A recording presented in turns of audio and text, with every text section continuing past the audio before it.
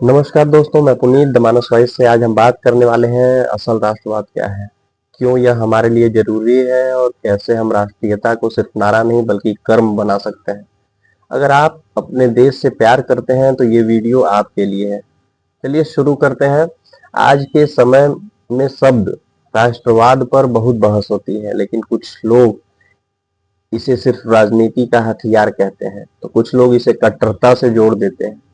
पर असल में राष्ट्रवाद का अर्थ है अपनी धरती, अपनी संस्कृति और अपने लोगों के प्रति जिम्मेदारी। ये सिर्फ झंडा फहराने या बोलने से नहीं बनता, यह कामों से बनता है। पहला, सुरक्षा, हमारी सीमा, हमारी फौज, हमारी सामरिक ताकत, ये सब हमारी आजादी के प्रहरी हैं। दूसरा, समृद्धि, मजबूत अर्थव्यवस्था, स्वदेशी उत्पादन और हर घर की रोटी। जब हम आत्मनिर्भर बनते हैं तो हमारा देश मजबूत होता है। तीसरा, संस्कृति और एकता, हमारी विविधता में एकता हमारी सबसे बड़ी ताकत है, पर यह तब तक टिकेगी जब तक हम अपनी परंपराओं और कानून दोनों का सम्मान करें।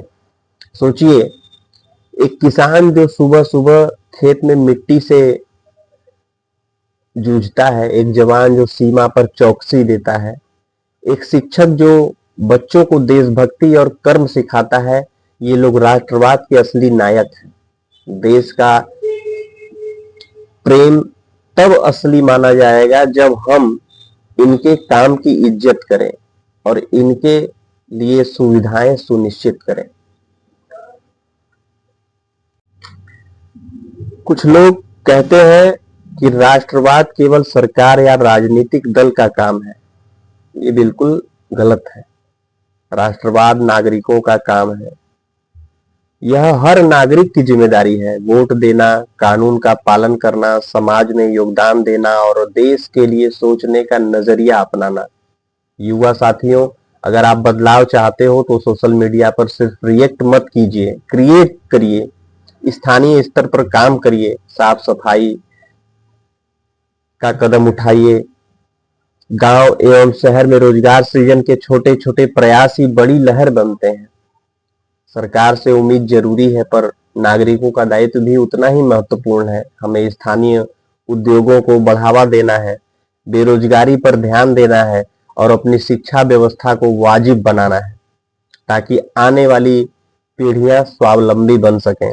हमारे इतिहास को याद कीजिए। संघर्ष, बलिदान और आत्मविश्वास से भरी कहानियां भरी पड़ी है। हमने इन कहानियों से प्रेरणा लेनी है, न केवल भावनात्मक नारेबाजी करनी है। असली राष्ट्रवाद वह है जो देश को आगे ले जाए, नफरत नहीं, सिर्फ और सिर्फ निर्माण सिखाए। अगर आप राष्ट्रवाद को जिंदा रखना चाहते हैं, आज से 3 चीजें जरूर अपनाइए। अपने स्थानीय उत्पाद खरीदिए, अपने बच्चों को देशभक्ति के साथ वैज्ञानिक सोच सिखाइए, अपने आसपास के किसी एक सामाजिक मुद्दे पर काम कीजिए। छोटे कदम बड़ा फर्क डालते हैं। दोस्तों, राष्ट्रवाद केवल शब्द नहीं, यह जीवन दृष्टि है। अगर आपके अंदर देश के लिए सचमुच प्यार है तो उसे हर रोज अपने कर्मों में दिखाइए। आज मैं आपसे सिर्फ एक सवाल पूछना चाहता हूँ। क्या आपने वो भारत देखा है जो कभी दुनिया के पीछे चलता था और आज दुनिया जिसे देखकर दिशा तय करती है? ये बदलाव यूं ही नहीं आया, ये बदलाव आया है एक विजन से, नरेंद्र मोदी के विजन से। मोदी जी ने कहा था कि मेरा देश बदल रहा है, मैं देशवासियों में विश्वास जगा रहा हूं, और आज वो विश्वास दिखता है हर गांव में, हर शहर में, हर युवा की आंखों में। 2014 में देश कैसा था? भ्रष्टाचार, टूटी अर्थव्यवस्था, कमजोर कूटनीति, और आज भारत में आत्मविश्वास भरा हुआ है। आज दुनिया की राजनीति हो या अर्थव्यवस्था, भारत बिना बुलाए नहीं आता, भारत को बुलाया जाता है।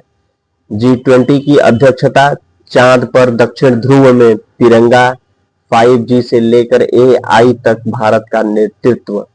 रूस हो, अमेरिका हो, खाड़ी देश हो, हर कोई मोदी और भारत के साथ खड़ा है।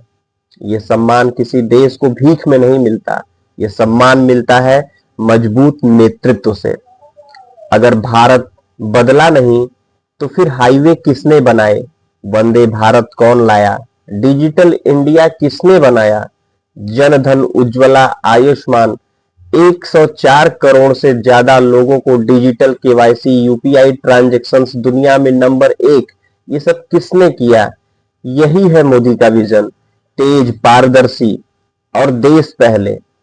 आज भारत की सेना दुनिया की टॉप 4 सैन्य शक्तियों में शामिल हो चुकी है।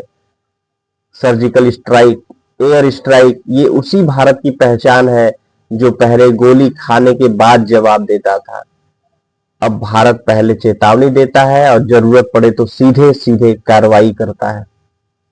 ISRO आज दुनिया का भरोसा बन चुका है। देश के युवाओं में उद्यमिता की आग है। स्टार्टअप्स 100,000 के पार। भारत टेक्नोलॉजी में सुपर पावर की ओर बढ़ रहा है। ये वही भारत है जिसे 10 साल पहले गरीब देश कहा जाता था, आज उसे वैश्विक शक्ति कहा जा रहा है। तो क्या भारत आगे बढ़ा है या नहीं? भारत बहुत आगे निकल चुका है। ये केवल जीडीपी की कहानी नहीं, ये गौरव की कहानी है। ये उन करोड़ों देशभक्तों की कहानी है जो कहते हैं हम मोदी को नहीं छोड़ेंगे, क्योंकि मोदी भारत को नहीं छोड़ रहे। आज भारत धमकाया नहीं जा सकता, झुकाया नहीं जा सकता, रोका नहीं जा सकता, और ये सब मोदी जी के विजन से संभव हुआ है। मैं पुनीत आज फिर गर्व से कहता हूं, ये सिर्फ नया भारत नहीं, ये विजन वाला भारत है। और ये सफर अभी खत्म नहीं हुआ, अभी तो हिंदुस्तान चला है, दुनिया उसके पीछे चल रही है। जय हिंद।